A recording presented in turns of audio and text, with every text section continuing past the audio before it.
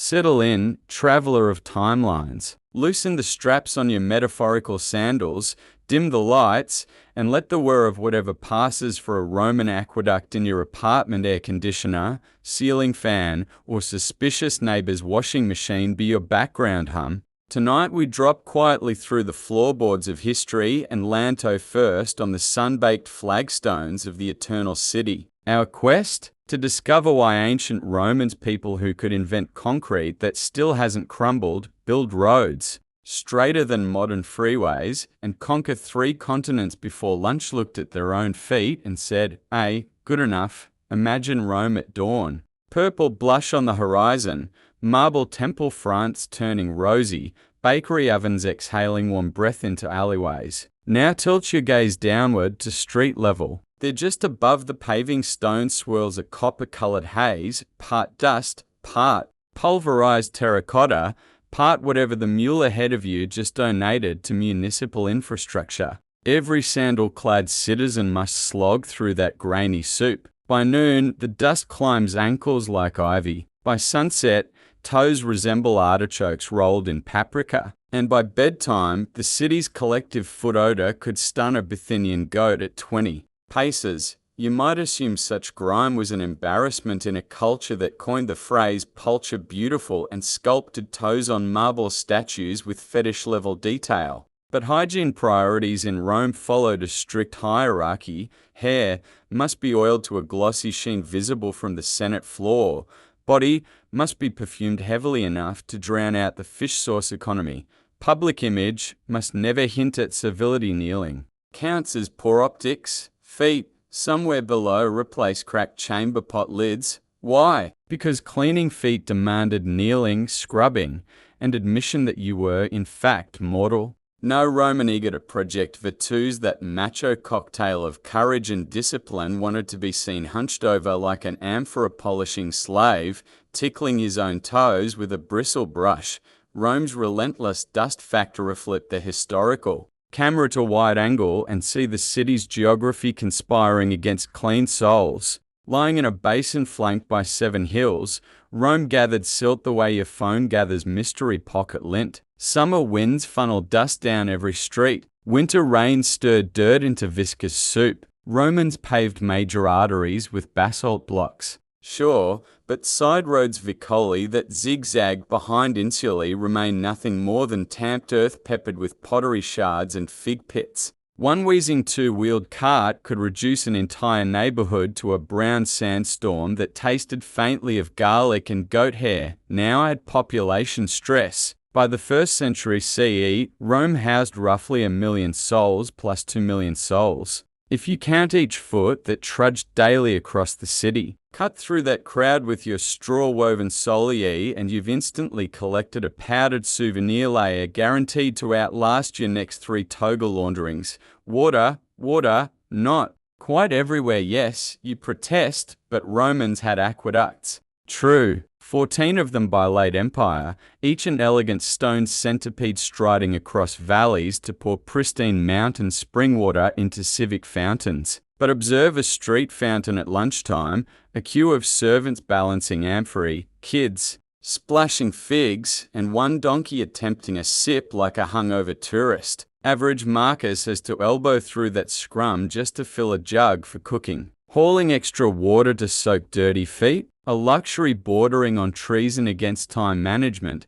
Inside Rome's celebrated public baths, water seemed unlimited, but its flow was choreographed. Enter the Apoditerium changing room. Strip, oil up, wrestle a sweaty stranger in the palastra, sweat in the sauna like caldarium, scrape yourself with a bronze strigil in the tepidarium, then chill in the frigidarium. Notice any mention of a deluxe foot jacuzzi. Exactly. Most baths offered only a token ankle-deep basin near the doorway, more courtesy than cleansing. The management assumed if you'd already slathered olive oil all over your body, you'd simply let whatever clung to your feet join the party. Plus, water inside the baths wasn't always as pure as poets pretended. Imagine thousands of citizens sharing the same pools daily. Those long marinating foot particles effectively became part of the bath's flavor profile like herbal notes in wine. but with more callous shavings. Footwear, the fashionable torture chamberlet survey Roman. Shoe technology, an archaeological slideshow of good effort, questionable outcomes. Soli strumentici strua sandals, breezy, biodegradable, and about as protective as a handshake in a sword fight. Straw frayed within weeks, leaving toes exposed to every pebble and deposit left by passing livestock. Calce closed leather. Shoes, mandatory for senators and equestrians when appearing in public. Stylish, yes, but think leather oven around each foot. Even the best tanneries couldn't stop sweat from pooling like soup, fermenting into a microbiome that would later knock out half your dinner guests. Caligae soldier boots, open-laced leather. Uppers married to thick soles studded with iron nails, hobnails for traction during forced marches. Great on muddy battlefields. Murderous on tender skin. After 15 miles, each nail became a conversation between metal and metatarsal, resulting in blisters the size of denarii. Roman physicians praised calluses as nature's sandals. They formed barrier layers against abrasion, true, but they also locked in dirt like geological strata. Pick at those layers and you'd release a year's worth of road grime and olfactory time capsule of every tavern, bathhouse, and donkey. Stable in Latium, pride, posture, and the politics of kneeling in a society where hierarchy was broadcast by everything from toga stripe width to the height of your front door threshold. Posture mattered. Standing, authoritative. Reclining at banquet, decadent yet acceptable. Kneeling on mosaic floors to scrub your own feet. A social bellaflop into the pool of perceived civility. Worse, foot washing implied intimacy. Rituals in eastern provinces. Hello, Judea framed it as humility before guests or deities concepts Rome respected in theory yet considered foreign eccentricities. The average patrician would rather sponsor a public game spectacle involving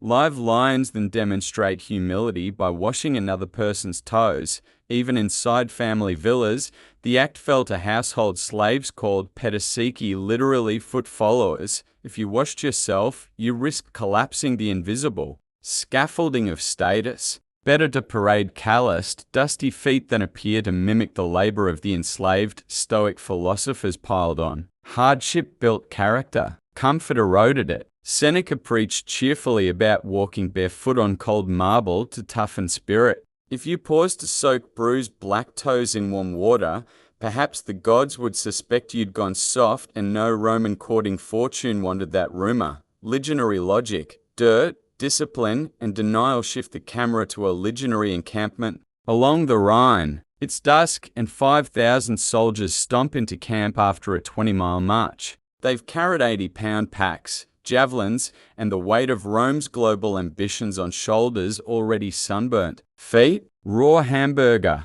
But first priority, erect defensive ditch, palisade, and tents before sunset. Then cook barley porridge, thick enough to stand a belt buckle upright. Only after night watch rotations start does anyone dare yank off Caligae and inspect the carnage.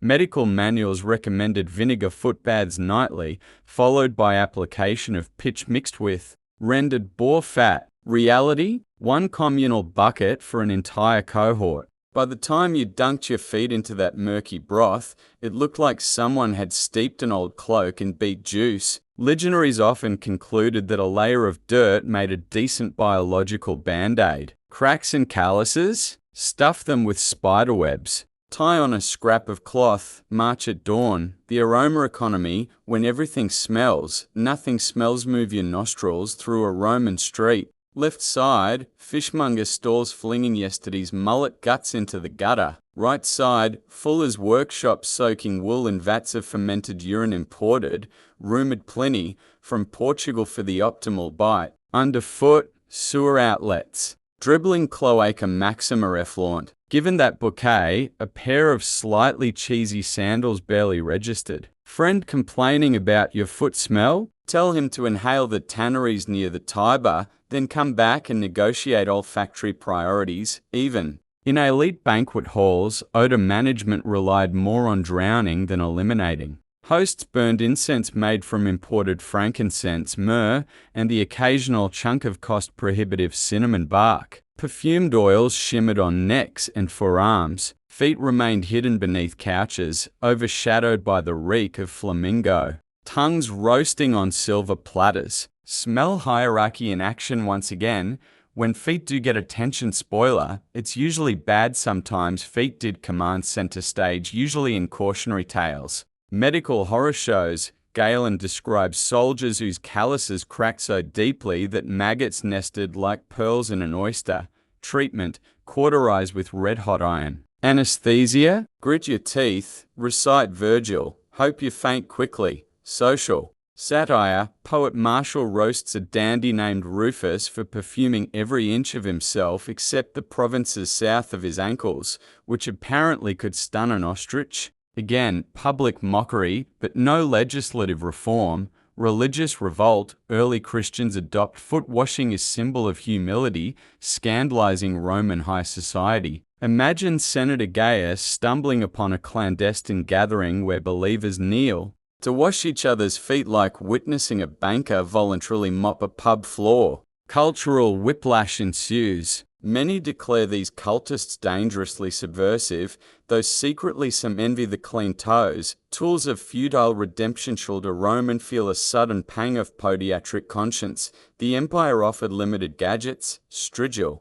Excellent for back, chest, thighs. Hopeless for toe valleys. Pumice stone, volcanic rock chunk you rub until foot resembles a chalkboard eraser and just as dusty. Bronze foot rasp shaped like a miniature garden hoe, capable of shaving off callus. Slices you could use as poker chips. Blood often followed. Scented foot powder from Alexandria. Myrrh, cinnamon, powdered lime, aromatic camouflage. Not cleansing. Public slave with bucket and brush for hire. Cheapest spa experience of antiquity and best proof of Rome's class gap. You could outsource literally anything, including your shame, yet the average citizen weighed coin against consequence. Spend 3 asses to decrust toes, or invest in a bowl of lentils that feeds the family. Cue the shrug, tie on sandals, and embrace the micro-ecosystem within. A day in filthy footnotes. Let's shadow one random Roman. Call him Quintus Rusticellus. For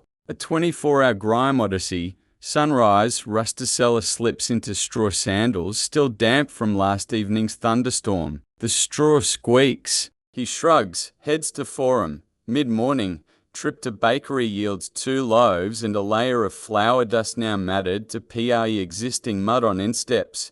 Noon, a passing chariot splashes sewer runoff. Toe splash pattern now, Picasso-esque. Afternoon, summoned to public baths by co-worker. Rusticellus pays fee, endures oil scrape, but foot basin queue too long. He documents a token ankle dip. Seconds only. Evening banquet, reclines on couch. Perfumed slaves wave ostrich feather fans. Guests gossip. No one mentions feet, they're hidden under linen covers and social taboo. Midnight, home. Removes sandals. Receives olfactory uppercut. Considers washing. Water jug empty. Shrugs. Kicks sandals aside. Drifts into sleep knowing tomorrow's layer will seal today's into archaeological legend.so. Why didn't Romans just do better? Because every culture sets unspoken thresholds for good enough. In ours, we might ignore the rainforest of bacteria thriving on phone screens. In theirs, fate assigned feet to the realm of acceptable filth. Combine environmental dust, limited water logistics,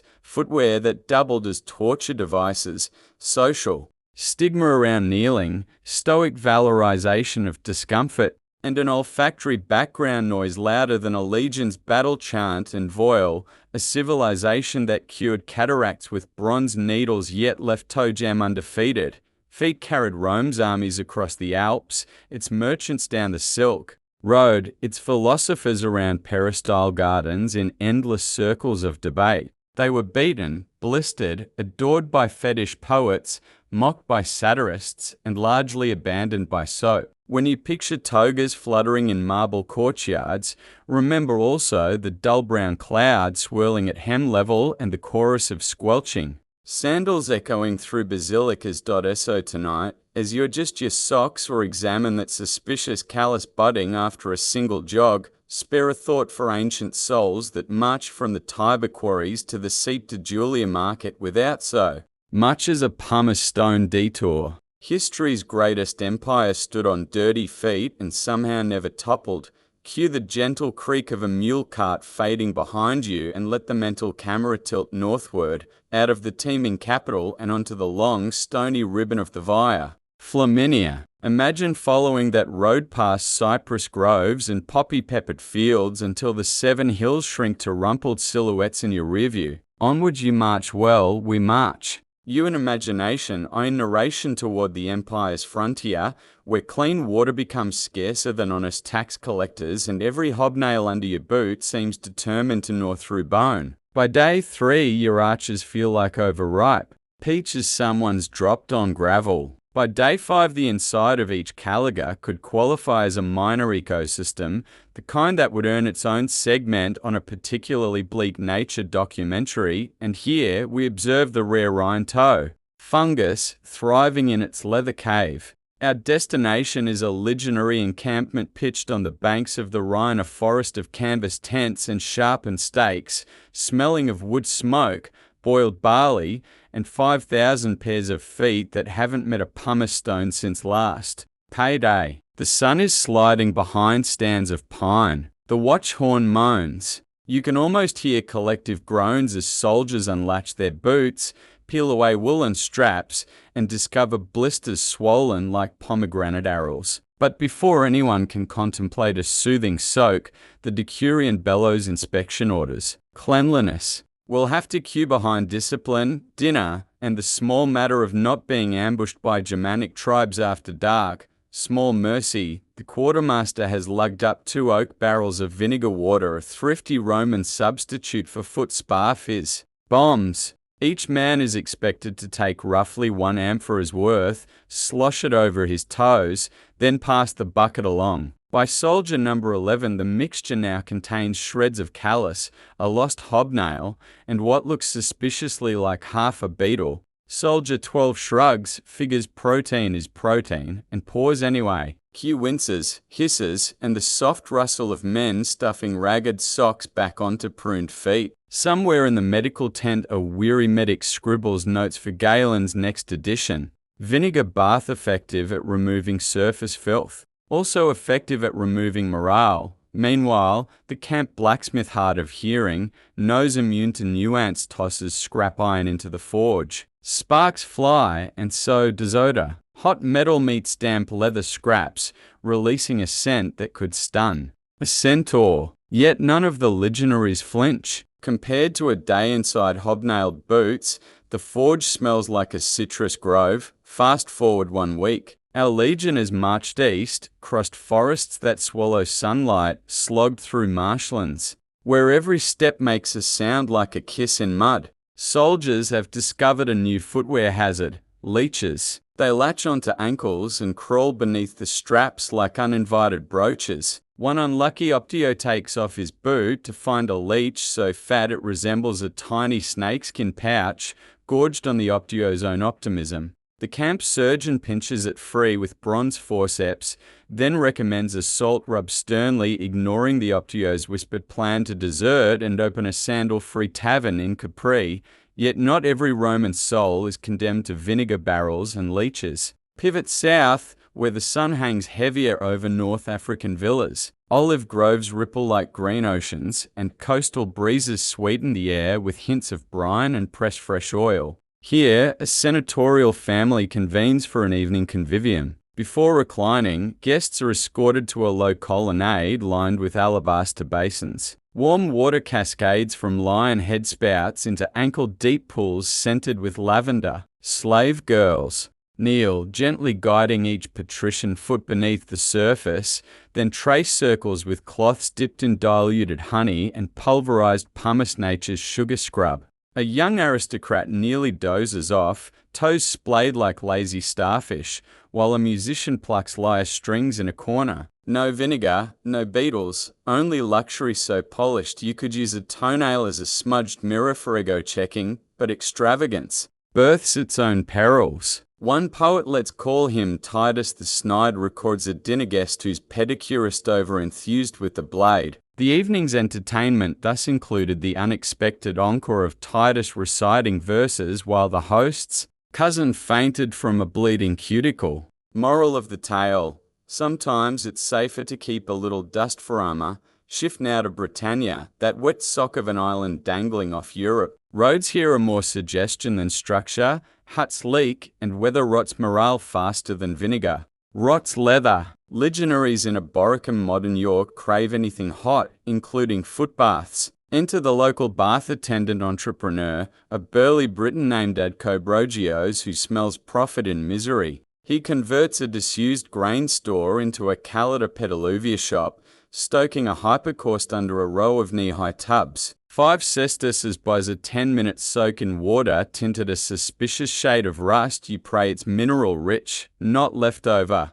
Smithy runoff. Patrons lower bruised heels, inhale steam heavy with peat smoke, and for a fleeting interval forget that their posting ends only when the Emperor decides the Scots have been pacified. Afterwards, they dry off with wool scraps and slide feet back into same damp socks. But at least they felt human for one hot, soggy moment. Back on the mainland, in Lusitania's copper mines, foot neglect escalates to a dark art. Miners working tunnels ankle deep in metallic slurry develop fissures that sparkle with flecks of or pretty if you squint. Gruesome if you don't. An overseer introduces a healing paste rumoured to contain goose fat, ground laurel, and just a whisper of mercury. It stings like treason, yet men line up because the only alternative is raw copper dust grinding deeper into their skin with every wheelbarrow load. Later, some develop tremors, early mercury poisoning, but by that point no one remembers what a clean foot or steady hand feels like. Money from all pays taxes.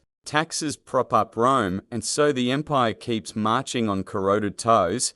Let's step away from bodily horror for a breath of incense, specifically from the incense-clouded nave of an early Christian assembly circa 3rd century Antioch. Refugees from plague and persecution gather by lamplight. As the presbyter reads from parchment, an acolyte unfurls a linen towel and pours warm water into a simple clay basin. One by one, congregants slip off sandals and place weary feet into the vessel. The presbyter kneels, cupping each foot, murmuring blessings as water sluices over road-worn skin. Gasps of relief mingle with prayers. Soap, still dear, is swapped for small cakes of lye-rich ash saved from last week's hearth. When finished, the towel dries toes gently, leaving behind not just cleanliness but a whiff of quiet revolt, humility elevated to sacrament, servitude recast as love. Word of this ritual reaches Roman garrisons. Some scoff, some secretly envy a spirituality that forgives fungus and callus alike.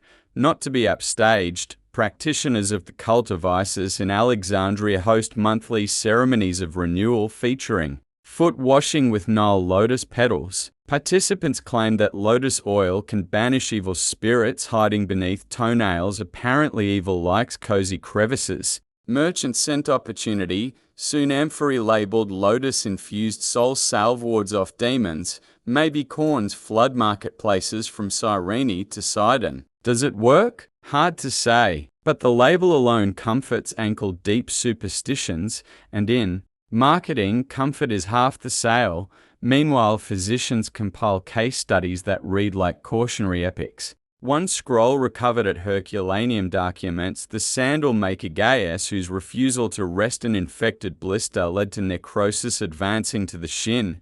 Treatment: excised with cautery. Patient expired shouting curses upon sandals. Shoelaces and the god Terminus. Elsewhere, Galen writes of a restaurateur whose foot ailments worsened whenever he sampled his own overly salted fish sauce, an early note on diet affecting inflammation. He prescribes barley gruel foot baths. And moderate walking. Patient half listens, tries the gruel once, then returns to splashing cold fountain water between shifts. Condition persists, but business booms. Apparently Rome prefers pickled tongues to podiatric wisdom.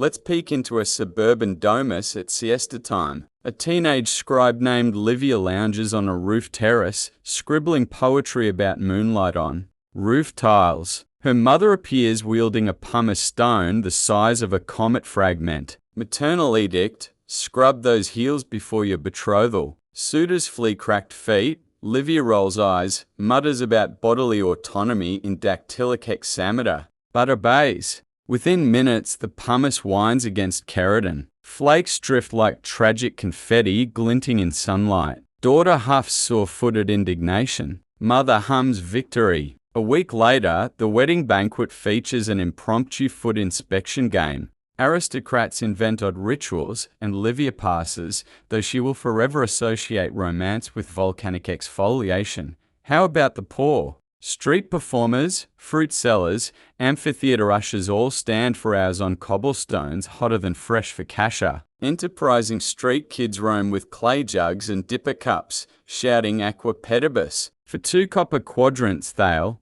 pour a ladle of tepid water over your feet and toss in a pinch of salt. It's less spa treatment, more symbolic gesture yet on scorching afternoons. Salt water hiss against sizzling skin sounds like applause. The same kids often reuse water between customers, turning the jug into a traveling broth of unknown ingredients. If you squint, entrepreneurship sometimes looks like epidemiology in disguise. Of course, Rome's obsession with symbolism means feet occasionally step onto the stage of politics. One emperor rumor pins it on the ever-extra Commodus allegedly issued an edict taxing citizens based on sandal odor, hoping to fund new gladiatorial games. Assessors roamed marketplaces with curious sniffing devices, think bronze funnels on sticks, proclaiming fines for malodorous extremities. The decree lasted 3 days until senatorial noses rebelled or someone realized the phrase "sandal sniffers" carries eternal mimetic risk. The law vanished, but pamphleteers filed the episode under reasons the gods gifted us assassination. Even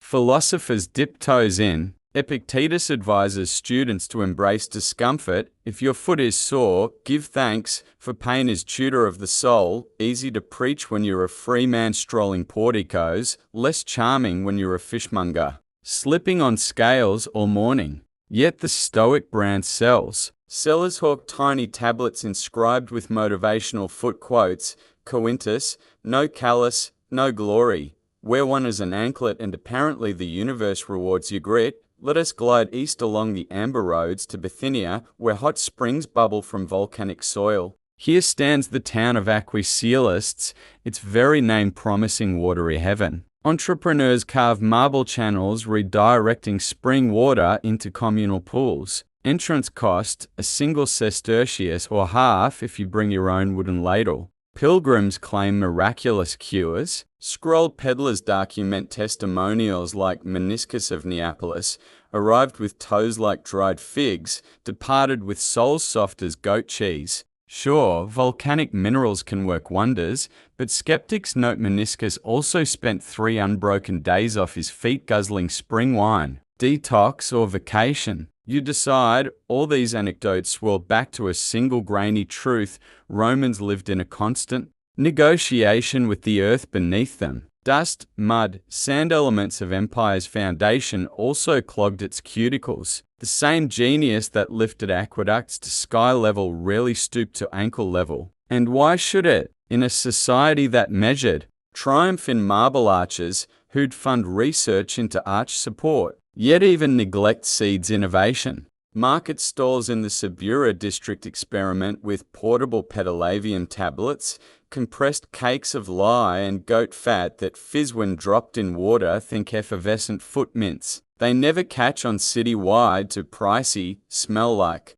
wet badgers but inspire later soap makers in Gaul. A century onward, Gallic workshops refine formula. Pilgrims carry bars along pilgrimage roads. Monks in distant monasteries borrow technique and eventually pass it into medieval Europe. Thus, Roman foot apathy accidentally nudges hygiene history forward, proof that even neglect can become a weird form of progress. As dusk folds across our narrative, let's pause by a quiet stretch of the Appian Way. The day's traffic dwindles. to a lone innkeeper guiding a donkey toward the next milestone marker. His sandals kick tiny dust clouds that glow in sunset's last fire. For a heartbeat, the empire condenses into that silhouette: man, animal, an ancient road, 3 lives entwined by grit. He'll reach a wayside tavern, tug off sandals, flex, toes grit-ridden and aching. If water is plentiful, perhaps he'll rinse them. If not, he'll sip watered wine, shrug, and let fatigue lull him to dreams.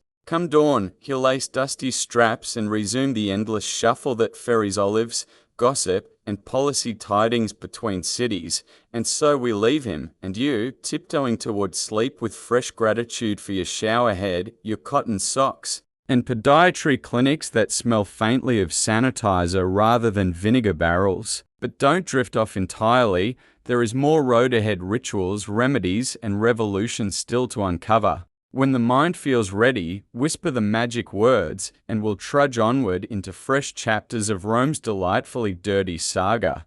Slip back in time with me one more notch, as if the past were a stiff leather sandal you're determined to break in. The bustle of city forums recedes, and we find ourselves in a quieter courtyard behind a physician's townhouse, where the pungent smell of boiled vinegar drifts above rosemary bushes grown expressly to disguise it. A single window glows with lamplight. Inside, shelves grown beneath amphorae labelled in spidery Greek myrrh, pitch, alum, verdigris, every essence the ancient world believed might tame a body gone rogue. Tonight's patient is a marble merchant named Gaius Voratius, and his left foot looks like something a potter forgot in the kiln, cracked, angry, and dust-stained crimson. He hobbles in, muttering that his heel has turned rebel, and frankly, the rebellion appears well armed. The physician, one Dr. Tullius Hyginus, considers the foot like a jeweler eyeing a flawed gem. With slow deliberation, he unwraps a roll of linen, selects a tiny bronze knife, and warms it over a charcoal brazier, not for sterilization. Romans believed fire frightened evil spirits, but to soften the blade for smoother carving. A slave pours tepid water from a jug into a shallow terracotta basin. Steam rises, catching lamplight like ghostly banners. Gaius winces while lowering his foot. Water seethes into hidden fissures. Tullius inspects callous ridges that could double as miniature aqueduct arches and clicks his tongue. We must pause here because that tongue click encapsulates a cultural crossroads. Romans revered physicians who blended science, superstition, and the flair of a stadium announcer. A tongue click heralded either hope or impending fiscal pain. For Gaius, it means both. Tullius intones a snippet from Hippocrates about humours gone awry, then prescribes a 3-step cure. First, soak in mallow-infused water to invite resignation of corrupt fluids.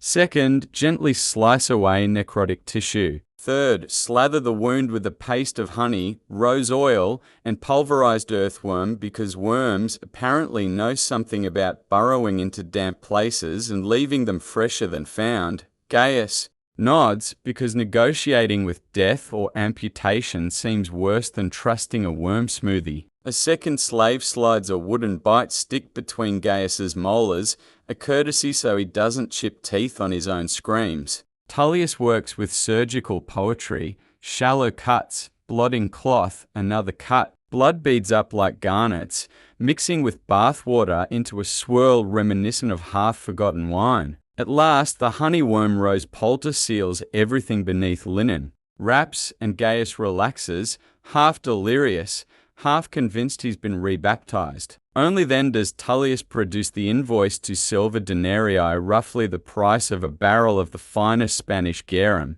Gaius sighs and pays. Fish sauce may improve a feast, but it cannot keep a merchant on his feet. Spin the sundial forward a fortnight. Gaius, newly healed, stands outside the Temple of Mercury, sandals gleaming with fresh polish made from calf, fat, and soot. He swears on the god of trade that he will oil his soles nightly, rotate footwear more often than cargo manifests, and soak in warm mallow water at least once a week. Old habits ambush him before harvest moon. Shipments pile up. Ledgers demand tallying, and the nearest fountain queue stretches like a senator's lunch speech. Within a month, cracks reappear. One morning he stubs a toe on a marble slab, curses so colourfully that passing Vestal virgins whisper prayers for his soul, and limps off toward Dr. Tullius yet again. The cycle resumes. Water, blade, honey, worms, denarii. Rome's medical economy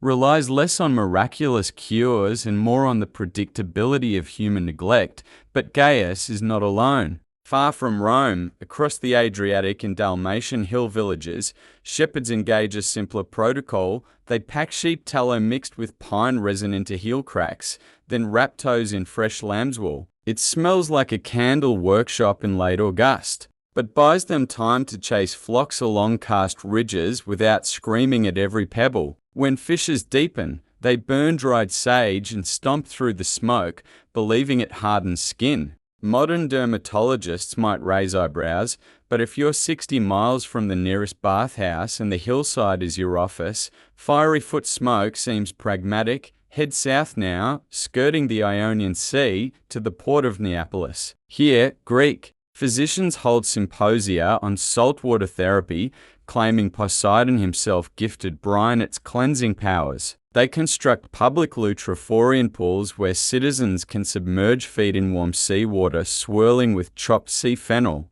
The sensation is half spa, half salad dressing, and for some it genuinely works. Salt draws fluid from blisters. Fennel's mild antiseptic property reduces infection risk. Unfortunately, the fad spreads faster than infrastructure. Within weeks, seawater carriers can't meet demand. Unscrupulous vendors dilute brine with fresh water from wells prone to goat visits. Patrons soak blissfully unaware they're marinating in diluted hoof prints. North again, across the Alps this time, where Gallic tribes trade furs for wine amphorae and gossip. They consider Roman neglect of feet hilarious. In Gallic winter camps, elders insist every child learn the snow heel drill, a two-step dance of stamping in fresh powder to cleanse souls, then massaging with bare fat while humming ancestral chants. Roman traders observing this custom smirk until frostbite. Claims 3 toes on one unlucky negotiator. He returns to Gaul the next season wearing Gallic fur booties, humbler and choosier about smirks. Cultural pride aside, Gallic bare fat becomes hot commodity along Rhineland markets. Apothecaries rebranded as Sylvan Balm, bottling in tiny clay pots stamped with vine motifs. Attic philosophers ridicule provincials for smearing themselves in ursine grease, then quietly apply it behind curtains when chilblains sprout like red grapes across their own arches. Shift to the island of Delos, bustling free port of the Aegean. Here, a Phoenician trader debuts the foot furnace, basically a terracotta jug with a charcoal burner inside and a lattice lid. Users rest feet atop the lattice. Heat wafts through holes, promising to sweat out poisons. The device sparks mild hysteria. Every harbour tavern debates its merits while barefoot sailors toast their toes over open flame. A week later, the infirmary treats the first wave of scorched souls. The trader vanishes on a fast galley, credits pocketed, leaving behind a generation suspicious of any gadget hotter than bathwater. Meanwhile, cloaked in incense and secrecy, the cult of Mithras meets in subterranean chambers beneath austerities. Warehouses. After ritual bull-slaying reenactments, initiates file past a font of spiced wine to wash hands, never feet. A foot bath, they argue, would weaken warrior spirit. Instead, novices walk barefoot across straw sprinkled with salt, and peppercorns a sensory reminder of discipline. Any stumbling invites playful lashes from reed switches. Observers note that pepper in heel crack stings enough to engrave lessons for life.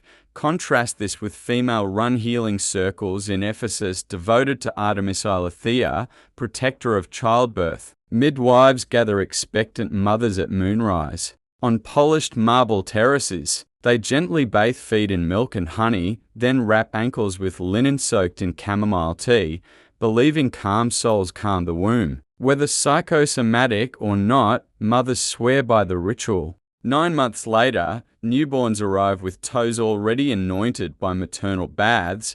Back in Rome, entrepreneurs sense opportunity. One opens a storefront called Pedes Paradisi, Feet of Paradise, 2 blocks off the Forum. The shop front features a painted sign, slender sandal straps entwined with vines, promising velvet heels in a single sitting. Inside, clients recline on cedar benches while attendants massage soles with imported frankincense oil. The oil costs a small fortune sourced from caravans crawling over Yemeni deserts and smells divine enough to make Pedes swoon. Yet, results disappoint. Frankincense softens skin but strips protective oil. Within days, urban dust invades fresh pores, breeding fissures deeper than before. Reviews spread, smells like heaven, feels like blister. Sales plummet. The proprietor files scrolls of bankruptcy, reinforcing a timeless business truism. Fragrance alone cannot patch structural cracks, be they economic or dermal. Jump ahead to the reign of Trajan. The emperor commissions a massive public bath north of the Colosseum. Architects push boundaries, vaults as big as Jupiter's ego, mosaic floors brighter than Helios on parade, and a novelty, dual-depth pediluvia. Shallow basins allow ankle rinsing. Deeper pits encourage full-foot immersion while seated on marble benches. Citizens cheer the upgrade until they realize water rotation schedules lag. Within days, basins stew like tepid stew, skin flakes, olive oil, stray tufts of bath towel lint. Patrons complain to officials. The solution? Station slaves with big strainers to scoop crudely. Strainers clog, morale sinks, and eventually pediluvia drain permanently. The empire, legendary for aqueducts, still chokes on foot logistics. Philosophers spin parables from all this. One wandering cynic declares, "The man who fears dirt respects the ground more than the gods." Another Epicurean retorts, "Better dust than gangrene." They argue atop a speaker's dais while a stray dog licks its paws unconcerned. Listeners gather, laugh, then shuffle away, each leaving a unique footprint in forum dust. Witness to the eternal tug between comfort and conviction. Even art gets involved. A budding sculptor named Marcia from Capua, tired of marble Adonizes standing on immaculate pedestals, carves a life-size foot cracked, calloused, warts and all, then mounts it alone on a plinth. Patrons gasp. Some call it blasphemy against classical ideals, others praise its raw honesty. A wealthy matron buys the piece and commissions a matching left foot. Marcia sculpts, signs, and becomes briefly famous as the Foot Lady. Critics eventually move on, but her paired feet remain, quietly reminding passers-by that perfection is fiction, honest grime eternal. Let's peek at the black market economy sprouting beneath this cultural compost. Counterfeiters churn out Galenic miracle poultice, tablets, chalky discs pressed in cheap molds. Ingredients? Mostly gypsum dust and a dash of ground laurel for scent. They crumble at first touch, but packaging dazzles, bright vermilion. Lettering and a miniature drawing of Galen giving a thumbs up. Street hawkers peddle them by torchlight, promising relief from ulcers, scabs, and mortal dread. The city prefect soon issues a ban, which only stokes demand everyone wants. The contraband that cured nobody. Meanwhile, a Syrian perfumer named Nissa pioneers a subtler approach. She infuses olive oil with cedarwood, coriander, and grapefruit peel shipped from distant Mauritania. The scent is crisp, antiseptic, uplifting. She markets it not as medicine, but as post-bath ritual, a kiss for the feet. Uptown salons catch on. Within months, patrician daughters host scent parties, gatherings where they anoint each other's heels while swapping gossip about senators' sons. A senator's wife insists her husband try it. He grumbles, claims sandal straps already mask odor, but eventually relents. Nights later, he admits to sleeping better now that his own scent doesn't wake him. In the academic quarter, scribes copy a Greek treatise titled On the Harmony of Extremities. The author, possibly pseudo-Aristoxenus, proposes that healthy feet produce better philosophers because they allow longer ambles through colonnades. He urges schools to incorporate peripatetic Pediluvium, mandatory foot soaks during lectures. Stoic tutors object students will grow soft. Epicureans Celebrate education should feel pleasant. The argument fades once funding runs dry. No patron wants to finance marble basins for teenage idealists. Religious festivals occasionally append habits. During Saturnalia, when social roles invert, masters wash the feet of slaves in symbolic humility. The gesture lasts minutes. Water is rarely replaced. Everyone laughs nervously, then returns to normal the next day. Some slaves cherish the moment. Others dread their master's clumsy scrubbing more than regular toil. Either way, Saturnalia foot washing becomes fleeting proof that empathy can surface even in societies built on rigid hierarchy, though only once a year and usually with comedic inefficiency. As the 2nd century wanes, whispers of plague creep. South from the provinces, Antonine fever, maybe smallpox, maybe measles. Physicians note that patients with existing foot lesions succumb faster. Open cracks become infection gateways. A scholar in Pergamum compiles statistics crude, yet telling that shoe cleanliness correlates with survival. He proposes municipal footbath stations at city gates to ward off contagion. Local councils scoff, budgets strain under theatre repairs. The baths never materialise. The plague does. Tens of thousands perish. Among them, Gaius Voratius, our marble merchant, finally succumbs after infection enters through that familiar heel fissure. His ledgers list unpaid appointments with Dr. Tullius. The irony is as heavy as the marble he once hawked. Fortune felled by a speck of dust. Centuries later, archaeologists unearth Gaius's home. They find crates of imported Numidian stone still awaiting sale, and beneath a collapsed wall, a wooden sandal sole imprinted with his name. It bears a deep crack, honey residue, and traces of rose pollen, silent testimony to cures attempted, comfort deferred. Pause, inhale the lesson. The smallest negligence can topple merchants, shake legions,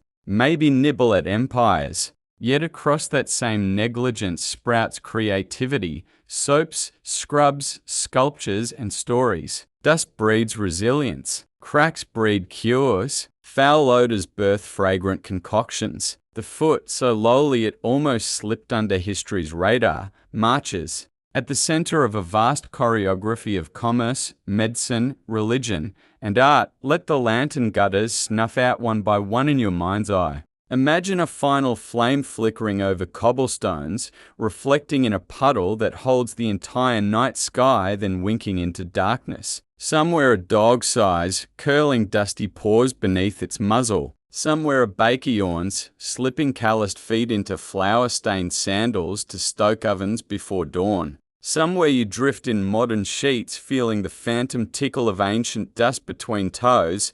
When consciousness stirs again and curiosity demands, summon me with that familiar phrase, and we'll keep wandering through myths of footbound omens, through imperial edicts that tried and failed to standardize hygiene, through the twilight of Rome when sandal straps loosened and barefoot monks rewrote comfort into creed. Until then, rest easy. History keeps pacing, but even dusty souls deserve a pause. The lamps along the Via Appia are sputtering, their wicks short and their oil low.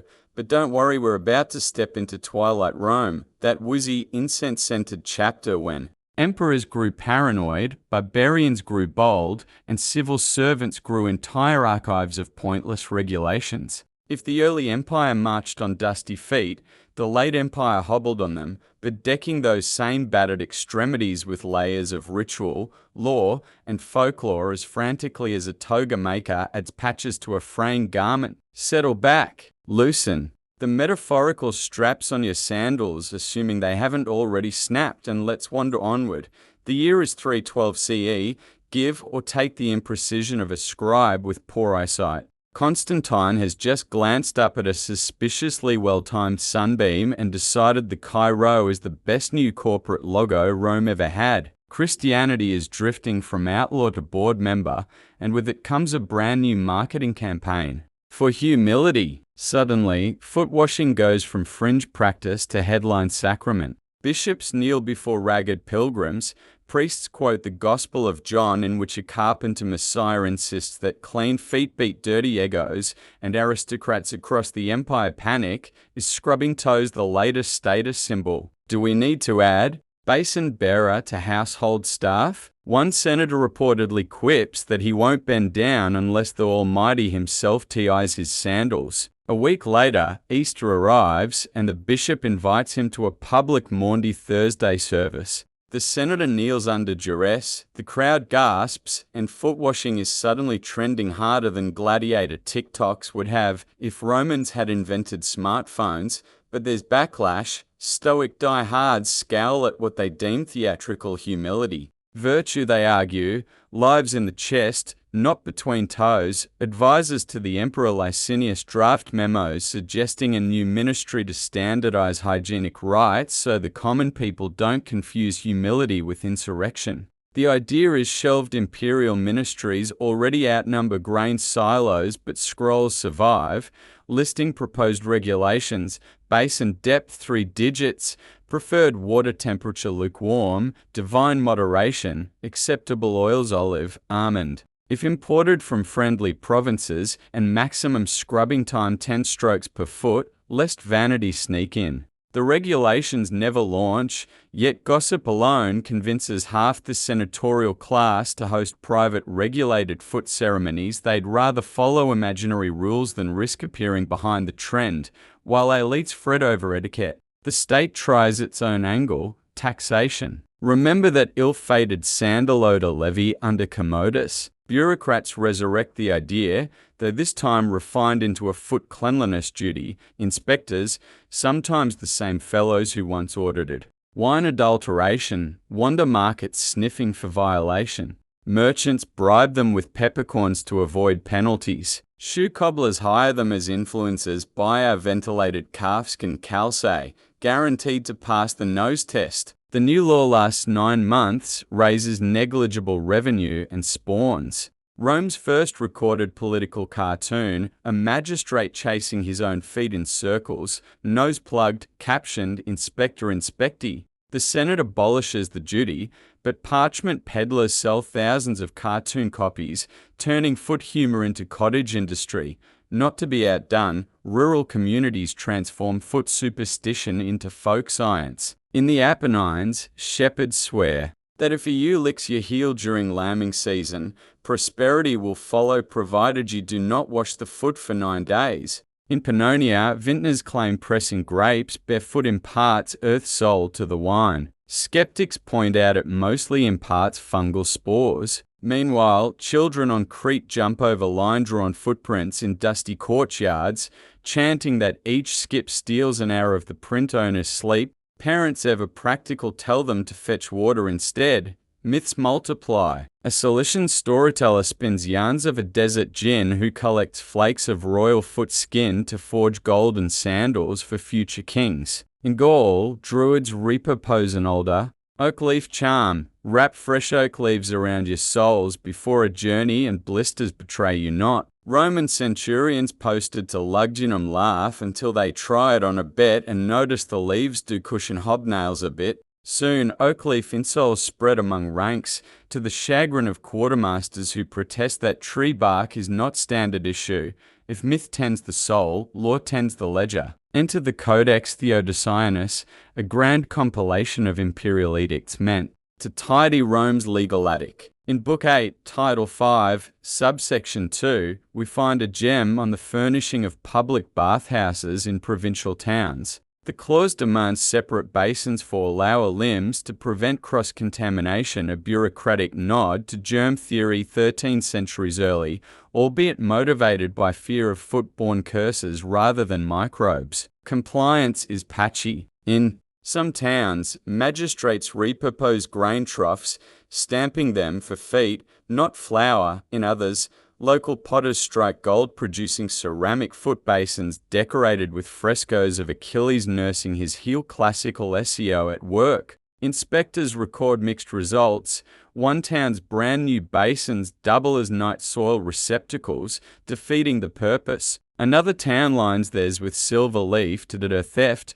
only to discover silver tarnishes into slippery oxide, turning each basin into an ankle-twisting hazard. Meanwhile, economic turbulence rattles paychecks, coinage grows debased, soldiers grumble, merchants hike prices of anything that promises longevity including shoes. Enter the unbreakable hobnail, marketed on wooden placards as forged from meteoric iron blessed by priests of Jupiter. In truth, it's regular iron hardened in goat fat quench, but marketing works. Legionaries scrape wages together to ray nail boots, ignoring the side effect that extra hard nails crack marble. Pedes drawing municipal fines. Politics meets podiatry once again. City councils issue edicts limiting nail length, forging a bizarre arms race of under-boot artillery.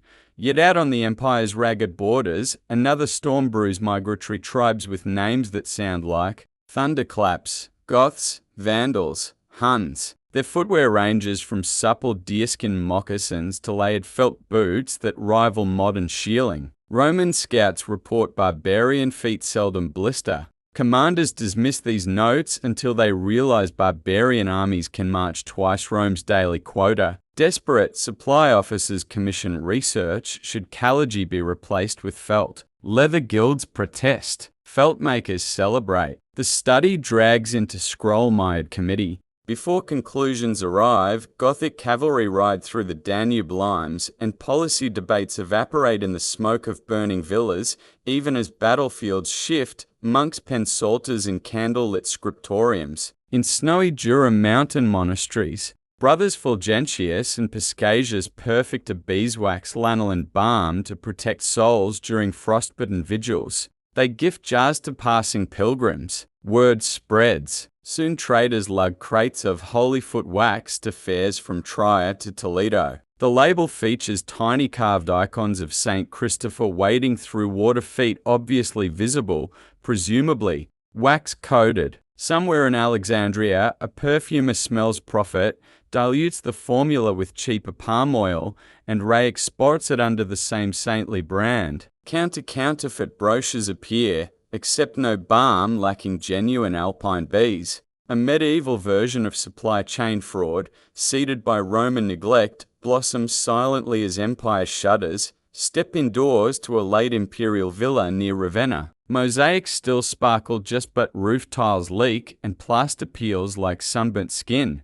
The paterfamilias hosts a Saturnalia feast, determined to maintain tradition even while tax collectors gnaw wallets thinner than shoelaces. For dinner entertainment, he hires a physician-turned-showman known as Dr. Podex.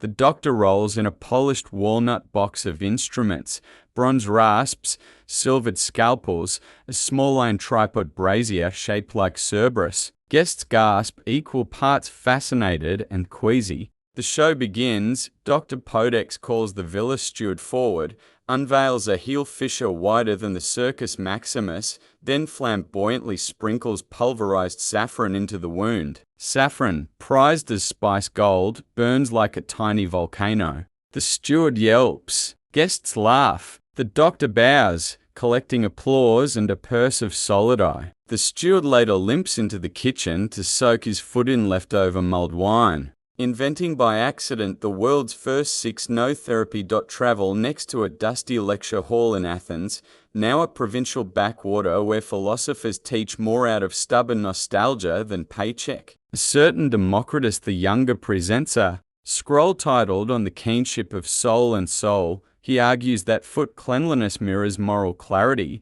linking stooped posture during washing to the bow of prayer. Students scribble notes, planning monographs. One wag mutters that if virtue shows in feet, his neighbour's ethics are dirt solid. The quip spreads on wax tablets. Soon, Athens spawns a microgenre of stand-up philosophy, where itinerant jokesters roast famous orators by describing their mud-crusted metaphysics. A comedian named Melita even lands a gig at the Theatre of Dionysus, performing her 12 toes of tyranny, routine, each toe representing a vice, each toenail painted as proof. She retires early, buys a small olive grove, and never again performs pedicure satire, yet the empire's pulse still beats in Rome, and here the very stones start to shrink under inflation's pinch. New construction slows, old pavements crack, wider, dust thickens, public bath revenues falter, maintenance lags, boiler fires are banked only on market days, water cools, patrons shiver, bath managers cut corners, herbs replaced with sawdust,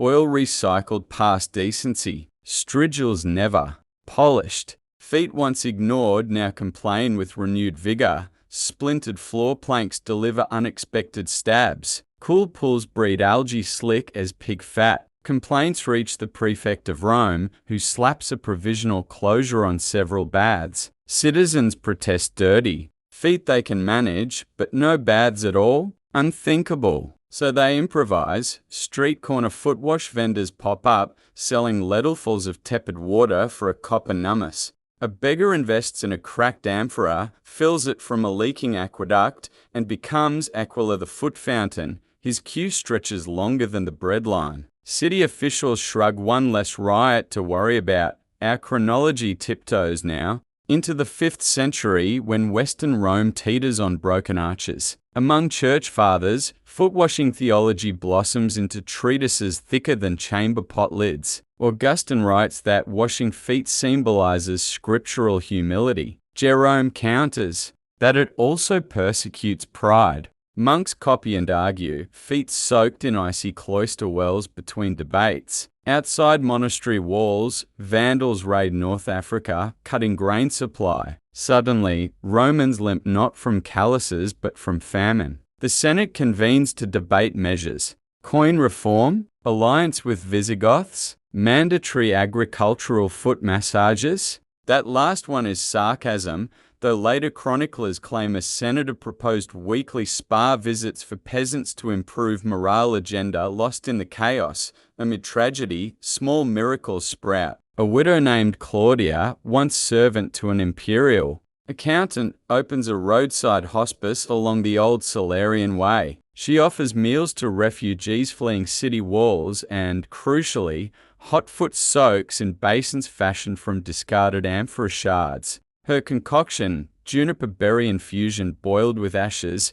cooled and swirled to a froth by stirring stick. Travelers swear the soakies is not just feet but heartbreak. Word spreads faster than imperial couriers. Within months, a chain of Claudian hospicia dots Italy. Some say this network eventually evolves into medieval pilgrim hospices, centuries later hosting Canterbury-bound wayfarers. Whether the line is direct or anecdotal, one certainty remains: foot care and compassion hitchhike. Together through history.as, Rome's civic institutions crumble, foot hygiene unexpectedly gains personal urgency. Gone are subsidized baths. Now each household must improvise. Soap makers, once middling tradesmen, become local VIPs. They innovate, mixing ash from invasive pine species with leftover suet and aromatic bay leaves. A product emerges harder, longer-lasting bars. Some call it Sapo Juris, stout soap. Others brand it Pilgrim's Brick. It lathers decently, smells faintly forested, and certain monks claim it even repels demons if blessed correctly.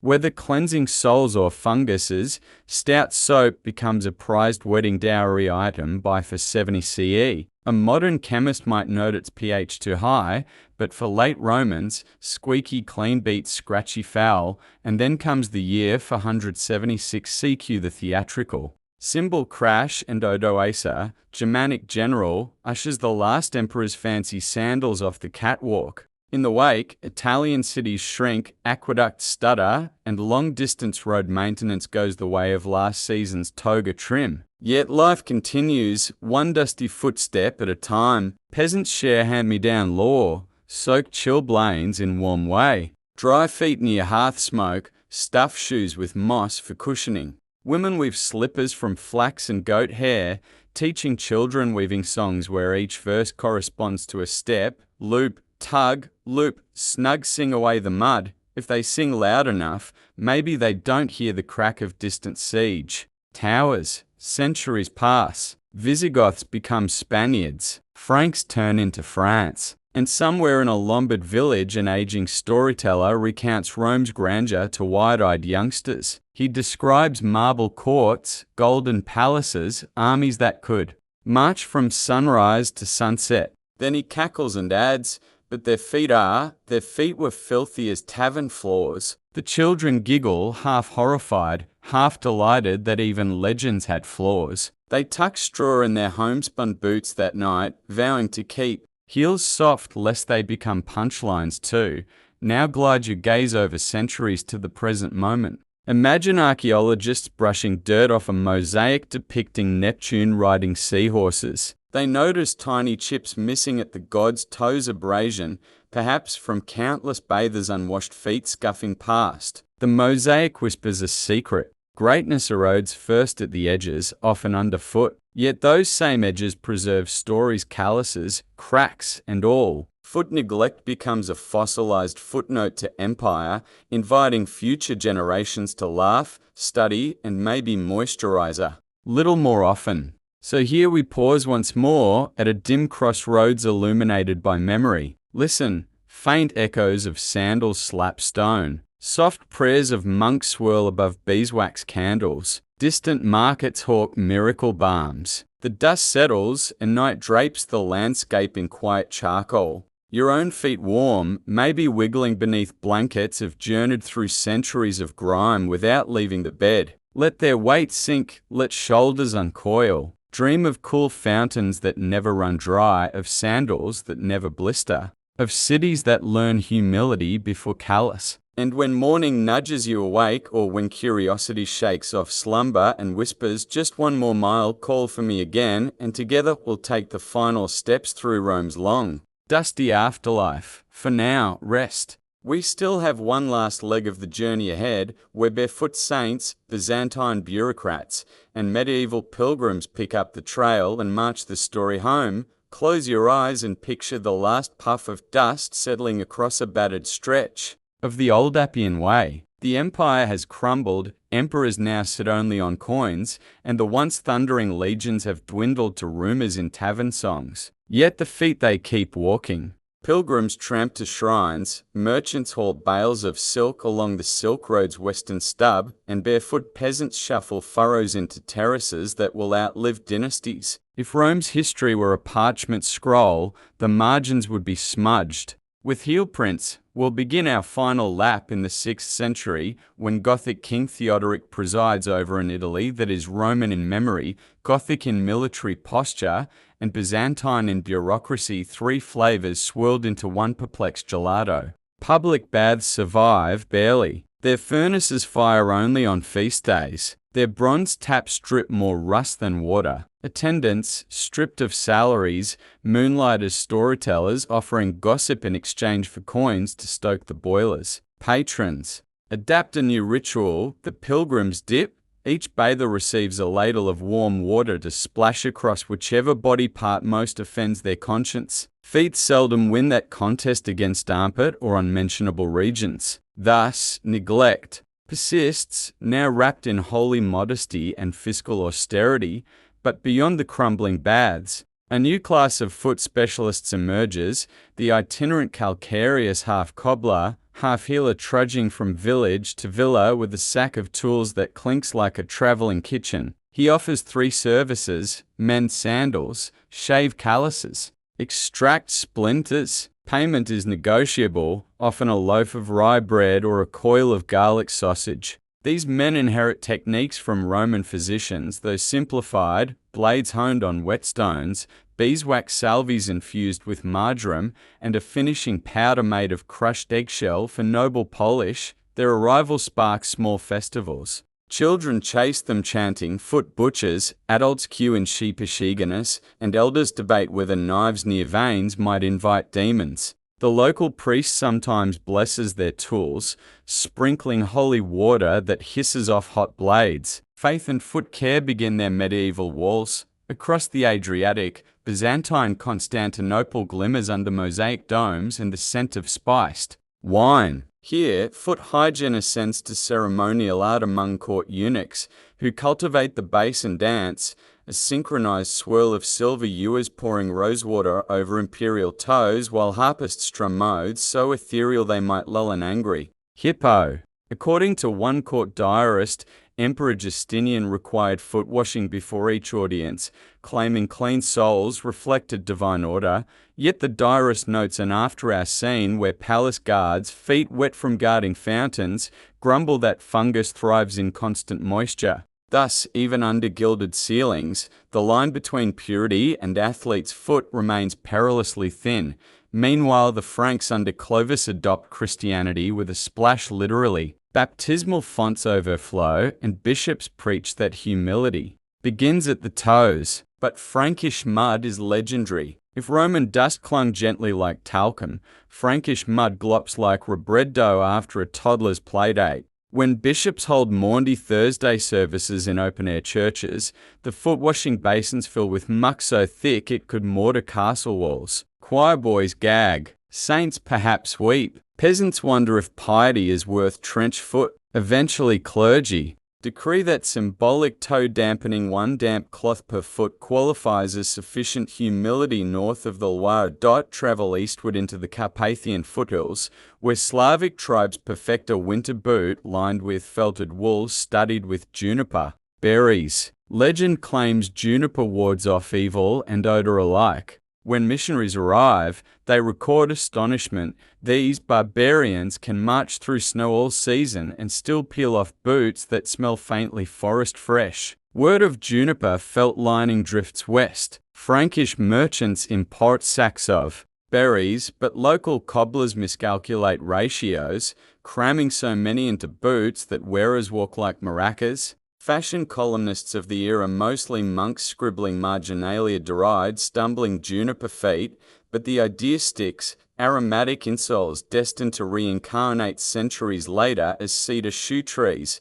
Let's now descend into the Dark Ages, a term modern scholars frown upon, but an apt backdrop for our narrative's gloomiest corridors. City sewers back up, roads rut beyond recognition. Disease prowls in the damp, yet amid gloom, monastic infirmaries glow as beacons of continuity. Benedictine monks at Monte Cassino compile herbal manuals, comfrey poultices for fractures, myrrh, salvies for infections, mashed garlic for wicked humours lurking between toes. They prescribe nightly foot soaks in warm wine lees the dregs left after pressing. Patients protest wasted drink, but monks insist spiritual sobriety is worth a second-hand vintage. Chronicles note fewer foot amputations among monks than neighbouring villages, suggesting quasi-medical logic behind sacramental soak. Zoom north to the British Isles, where Celtic saints evangelize by road, their journeys measured not in miles but in broken sandal thongs.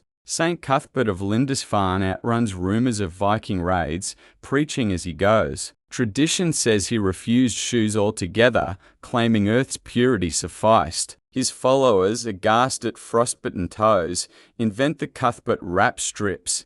Of lambswool wound figure 8 around foot and ankle, secured by leather knots. This angular bandage prefigures modern tensor wraps, albeit with lanolin prickle and perpetual mutton odour. Pilgrims emulate the saint, and soon wool-wrapped feet tramp pilgrimage trails like silent prayer beads. Around 800 CE, Charlemagne's palace school at Aachen buzzies with scholarship. Royal physician Theodemir proposes a standardized soldier's boot with replaceable felt liners, citing both Roman texts and juniper law. Trials commence, recruits parade in prototypes across muddy practice fields. Reports praise comfort but lament cost. Empire budgets prefer swords to socks, yet Charlemagne personally adopts them for hunting trips, claiming they quiet the snap of twigs and keep the emperor's aroma trim. Palace rumour suggests he gifts pairs to political allies. Thus, felt-lined boots become diplomatic. Currency, outranking silver goblets among savvy counts, shift to Islamic Spain, Al-Andalus, jewel of comparative hygiene. Public baths hammams thrive in Robber and Granada. Foot care there blends Roman technique with Arabic science, pumice stones imported from volcanic Sicily, lotions of olive oil and crushed camphor, and copper foot basins etched with Quranic calligraphy. Physicians like Al-Zahrawi dissect toe. Anatomy, designing silver nail scissors curved like crescents. His medical encyclopedia dedicates an entire chapter to ingrown nails, advising sulfur poultices and surgical lifts under opiate sedation. Across the Pyrenees, Christian scholars translate these works, smuggling them into Salerno's medical school, where Saracen foot methods become the secret source of elite spa retreats. Elsewhere, far from Moorish elegance, Vikings prowl coasts wearing rawhide shoes called skinvengi. These gather seawater, fish slime, and the occasional droplet of blood boots whose vid-air of microbial paradise. Saga fragments mention warriors tearing off peeling calluses with bare hands before feasts, tossing flakes into fire as omens. 1. Verse reads, "The thicker the heel, the louder the hearth cracks, so Thor judges courage. Archaeologists unearth graves with foot bones sporting osteomyelitis scars, grim testimony that courage pays questionable dividends." Monks chronicling. Raids shudder at Norse smell just as much as axes. They dub it the reek of Aren after the sea goddess who claims drowned sailors. Leap ahead to the First Crusade, 1096. Tens of thousands embark for Jerusalem. Many march barefoot, believing holy ground demands humility. Others wear patched sandals long past prime. Chronicler Fulcher of Chartres describes fields of blood red with dust as if even the earth blistered. By Antioch, crusaders dropped from dysentery and ulcerated feet more than enemy blades. A Genoese surgeon named Zeno records an ad hoc remedy: soak wounds in a broth of boiled pomegranate rind, whose tannins purportedly toughen skin. Whether placebo or proto-medical, the tincture spreads along supply lines. Pomegranate exports spike. Levantine orchard owners rejoice at sudden demand.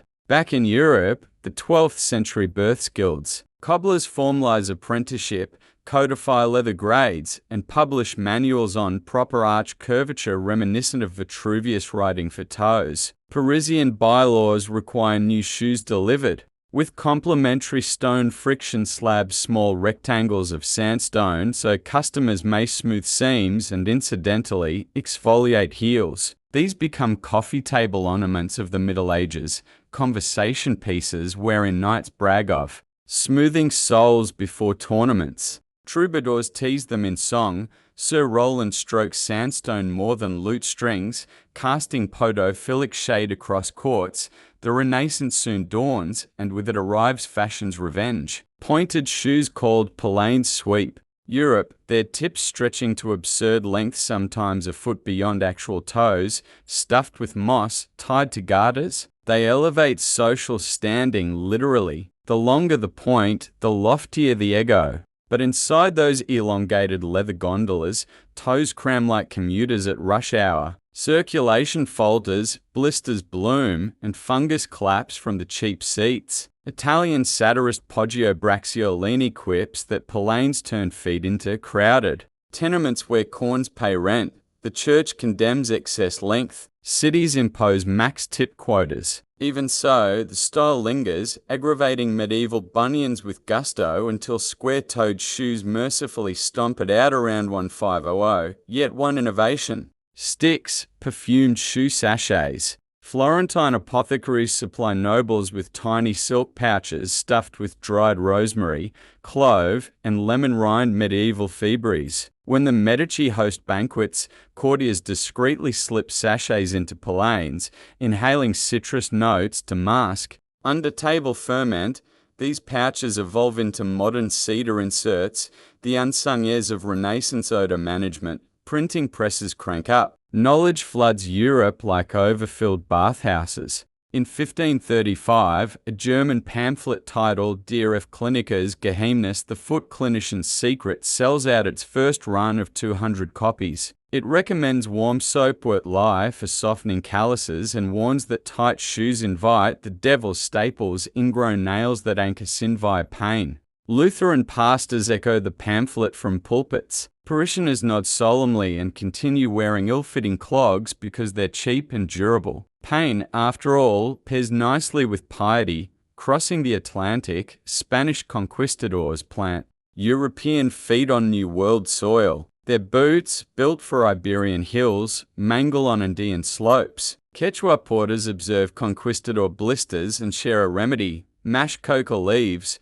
mix with llama fat, smear on sores. Conquistadors are skeptical until they try it, feel numbing relief, and promptly record the recipe in expedition diaries. European apothecaries attempt to import coca pomade. Papal authorities later condemn its pagan euphoria, but not before cashed-up pharmacists push Andean foot salve across Flemish markets. The old world's appetite for exotic cures swallows another region's sacred leaf, proving again humanity's unrivaled ability to commodify comfort. By the 18th century, turnpike roads smooth England's countryside. Foot care becomes a civilian concern rather than martial ordeal. Entrepreneurs open chiropody parlours in London, offering corn removal while clients sip sherry and gossip about Hanoverian scandals. The first college of podiatry forms in Paris under the slogan La Liberté pour les Pieds, liberty for feet.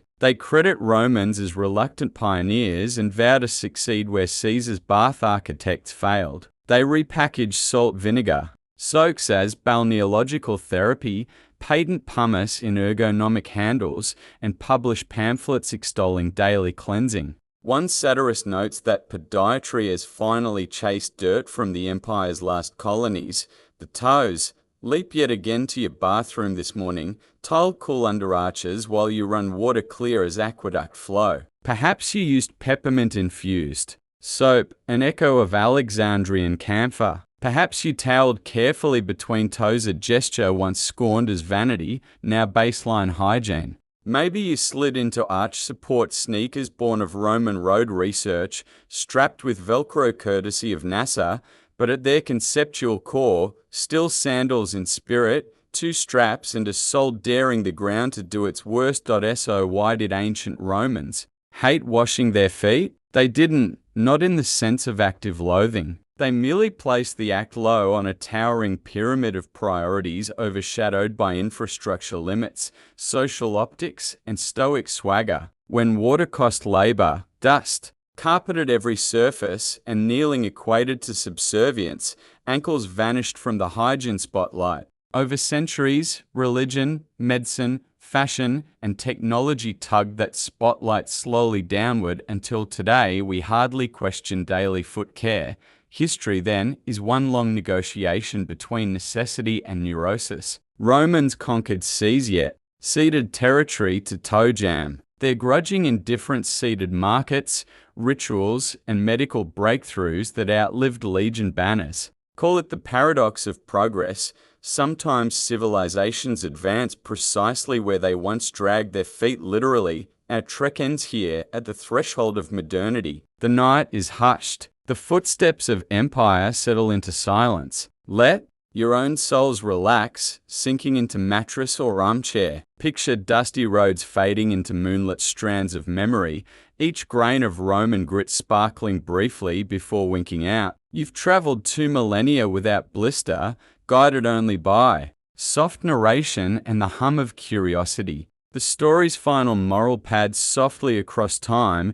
Even the greatest achievements rest on foundations of overlooked details. Keep an eye on the small things between your toes, within your day, because they carry empires, careers, and dreams. Alike, sleep well, traveler. If tomorrow's road feels long, remember you walk it with cleaner feet than any Caesar ever knew, and you carry their lessons in every careful step.